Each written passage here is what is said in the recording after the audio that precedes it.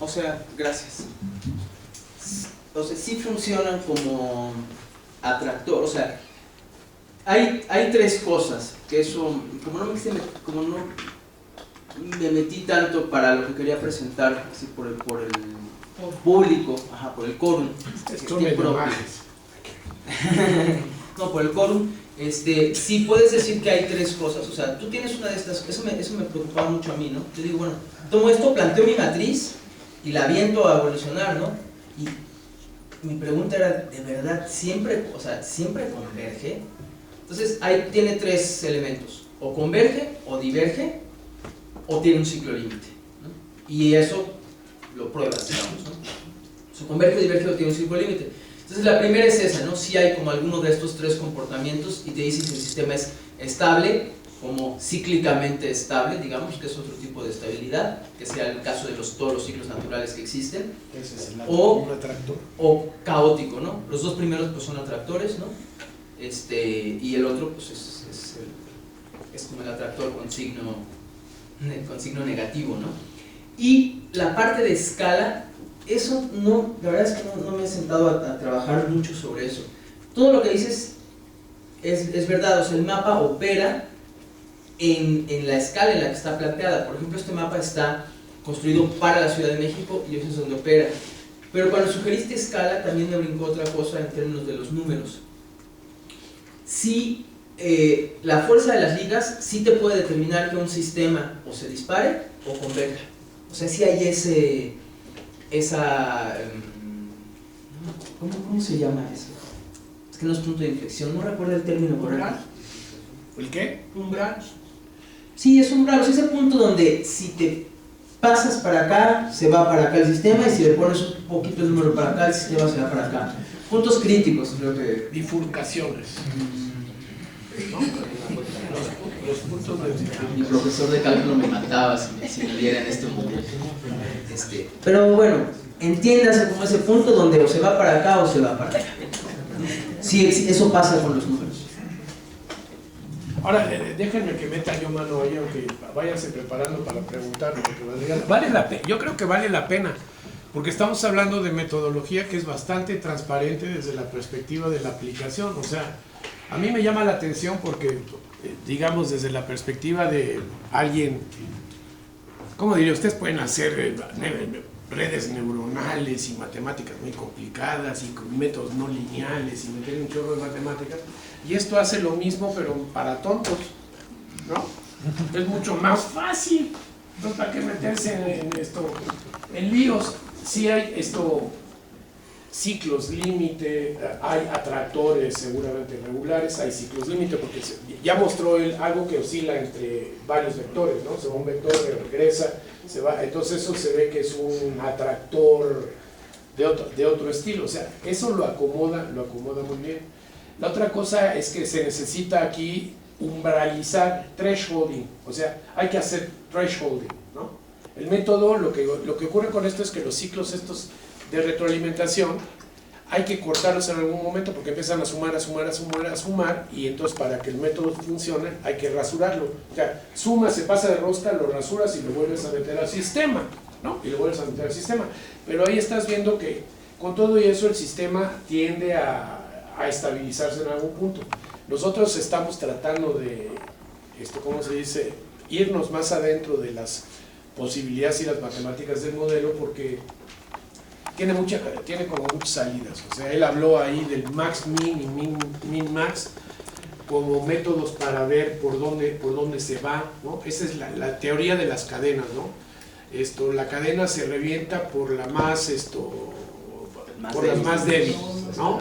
Y resiste por la cadena más fuerte, ¿no? Entonces, es lo que está detrás del min max max min de ahí, que son digamos, lo que se emplea como matemática, o sea, la forma de combinar estos conjuntos, pues es a través de intersección, que sería algo así como el min, unión, que sería como el max. O sea, están todas estas operaciones entre conjuntos clásicos traducidos a conjuntos difusos, y nosotros estamos explorando qué más información nos puede dar estos métodos que ya los mete uno y le da vueltas uno al vector.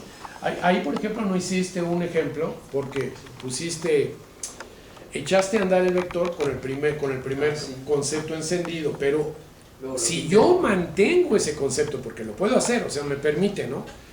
Mando ese vector con el primer concepto encendido, lo paso por la matriz, veo qué es lo que me resulta y digo, pues yo insisto, porque este vector lo voy a mantener encendido a chaleco, ¿se dan cuenta?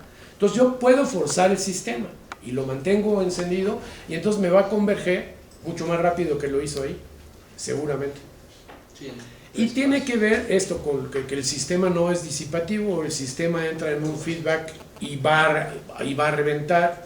O sea, tiene un montón de posibilidades como para analizar ese sistema. Ahora, lo de los expertos que decía Efraín, pues tiene razón. O sea, el modelo va a ser tan sofisticado y tan bueno como el expertise que tenga el modelo. O sea, yo puedo construir un modelo de Villamelón de lo que me echen ahora.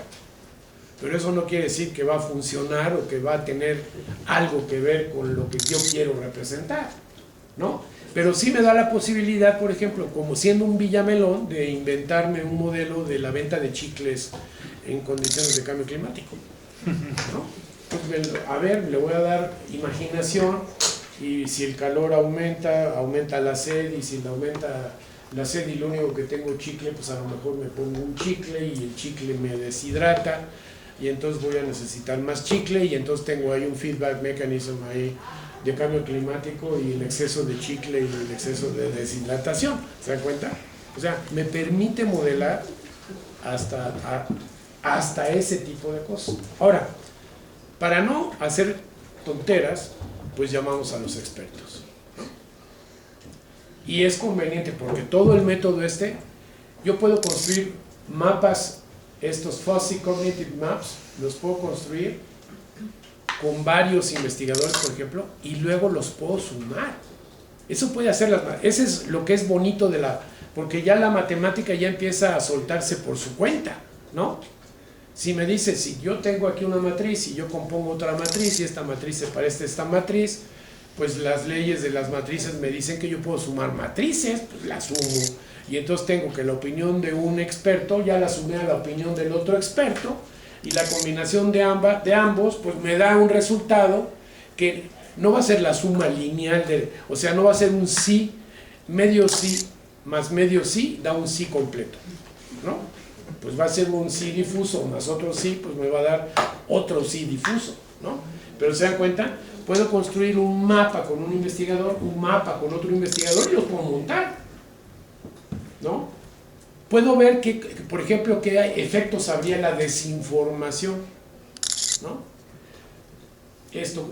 Le pregunto a 2 expertos y a un charlatán, por ejemplo. A ver, los efectos del charlatanismo en términos de un mapa de esto. Fíjense, o sea, estoy dando temas como para poder objetivamente analizar, porque antes diría, pues es un charlatán y solamente pues lo aparto así, pero ahora habría un mecanismo para ver cómo juega el charlatanismo en la toma de decisiones.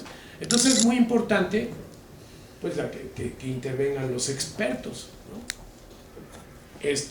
Y los expertos de un montón de campos, como dice, porque le vamos a preguntar a Escolero, pero Escolero es ingeniero, me imagino que será hidráulico o será y puede saber mucho y tener yo tengo mucha idea ahora de muchas cosas, como les digo yo me he vuelto generalista en mi old age, pero a profundidad pocas cosas, sin profundidad un chorro de cosas, pero lo que sí sé es que si quiero entrarle a profundidad a algo voy a llamar al experto, o sea, no se me va a ocurrir a mí hacer el análisis, ¿se dan cuenta? Es como si yo estuviera ahora trabajando, por ejemplo, en sistemas, no sé, de acondicionamiento de aire, ¿no? Vamos a inventarnos un sistema de acondicionamiento de aire en el contexto del cambio climático, de un clima más caliente, pero va a utilizar más energía, va a emitir más dióxido de carbono, entonces yo me voy a plantear cómo tener un aire acondicionado que emita tan poco o que emita menos que otro, tal. O sea, me puedo inventar un problema que evidentemente voy a tener que traer a los expertos, porque pues yo no me inventé el problema, pero a ver si se puede plantear y resolver, ¿no? Y ese es un poco de la maravilla que creo que es esto. O sea, no le han hecho justicia todavía a los mapas cognitivos o al Lofty Sade, que es el inventor de la lógica difusa. Gracias.